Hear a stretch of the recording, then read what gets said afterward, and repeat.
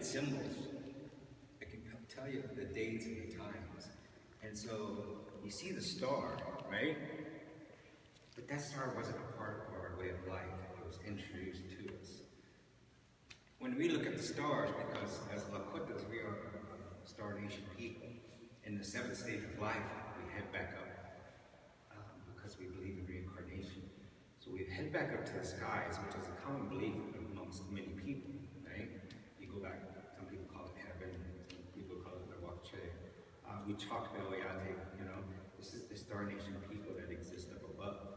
And so in our way of life, when I paint teepees, everything that we have has its own specific symbols and designs, right? When I paint a teepee, there's only specific designs that I can incorporate into that teepee. I just don't put smiley faces in it, even though that's how I feel. So anyways, so when they look at stars, a long time ago, in 1833-34, we had a huge meteorite shower on the plains, and we call this when the stars fell. And so there's a way for us to paint buffalo robes. There's 11 different designs for the Lakotas. 7 of them belong to our women, 4 of them belong to our men. And so on there, when we draw little stars, we have little stars that looks just like this, right? And so you have a huge cluster of them because this meteorite shower scared the crap out of everybody on the plains because we thought the stars were falling, right? It was the end of the world. We didn't understand what was happening.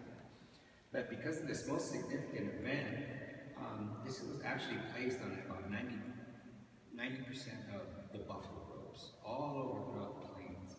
And so back in the day, there was actually 79 winter count keepers who would paint these robes to explain the movement, the history of that specific Teoshpare or band, right?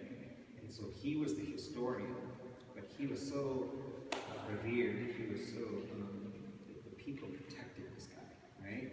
He never went to war, he never went to hunt. He stayed pretty much in the center of the village that even the women could protect him.